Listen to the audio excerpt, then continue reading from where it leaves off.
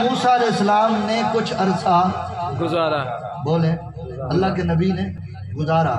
جو جملہ ہے اس موضوع کی مطابقت وہ سماعت کیجئے. فرمایا پیارے موسیٰ آپ اس کے گھر میں رہ چکے ہیں، کلام کرنا ہے تو اللہ اکبر، اللہ اکبر. بات سمجھ آئی؟ راضی صاحب سمجھ گئے. اللہ کے نبی ہیں، کچھ عرصہ فرعون کے گھر میں گزارا ہے. اب اس کے گھر میں گزارے ہوئے وقت کا تقاضا یہ ہے، فرمایا فرعون سے کلام کرنا ہے. پیارے نبی لہجے کو نرم رکھی ہے.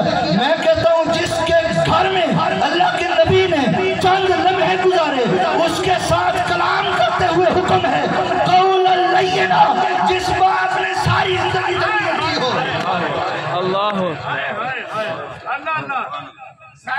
جس باپ نے ساری زندگی تربیت کی ہو، پیدائش کے مرحلے سے لے کر جوانی تک، شادی کے مرحلے سے لے کر اخراجات کی ذمہ داریوں تک جس باپ نے اپنے بچوں کو پروان چڑھایا ہو، ان کے لیے فرمایا قولا لینا نہیں، وَقُلْ لَهُمَا قَوْلًا کریما. یہاں الفاظ اس سے بھی زیادہ ضخیم نازل فرما دیے. فرمایا صرف نرم لہجہ نہیں، قول کریم کے ساتھ الفاظ کے اندر مٹھاس، الفاظ کے اندر پیار اتار کے پھر والدین سے بات کرنی ہے. میں کہتا ہوں اگر آپ قرآن کے سانچے میں ڈھل جائیں، اس معاشرے کو قرآنی تربیت سے ہم کر دیں، قرآن کے نور سے اگر ان کو منور کر دیں، پھر کسی اور دنیا کی کتاب کی تعلیم دینے کی ضرورت نہیں ہے.